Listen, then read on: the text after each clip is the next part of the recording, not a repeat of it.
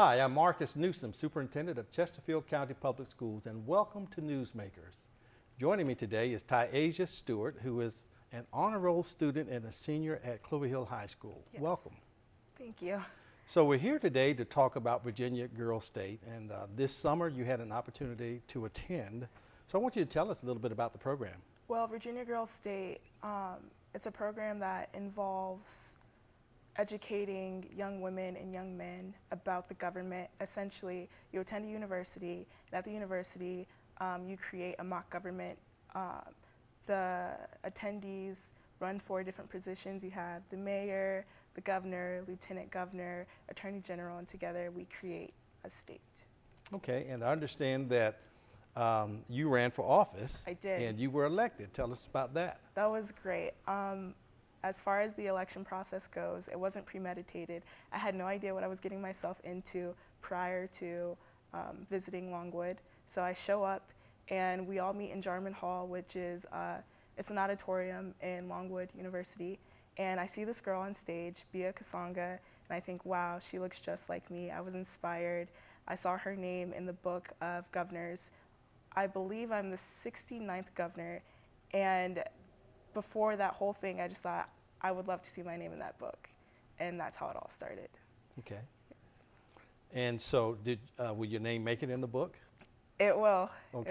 It will. So you were elected governor. I was elected governor, yes. Yeah. So what were some of the high points and what were some of the challenges? I think the greatest part of my experience was the inauguration ceremony. It was Friday, June 26th, one of the best days. I never received so much support from a group of girls. It was just overwhelming, and I was very thankful and appreciative. The most exciting part was definitely voting, considering my ancestors didn't always have the opportunity to vote, so I was very thankful for that. We actually got to vote on actual voting booths. Every experience was a great one: lunch, dinner, breakfast, staying in the dorm, late at night, doing this, doing that. It was just all very memorable. So what will you take away from this experience? My biggest thing is the power of public speaking. I realized how essential that is and how much people will need it in the future, definitely. And to just be comfortable and confident when I'm standing in a group of people.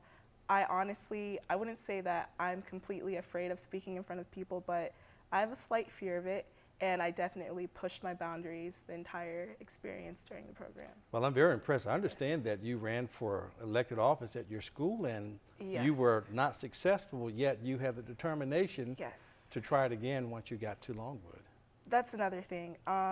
Failure, losing isn't the greatest feeling, but failure it's an option. It's a step. It'll get me to where I need to be. So regardless of if I don't get something the first time, I have to try again. I definitely learned to be persistent my entire life.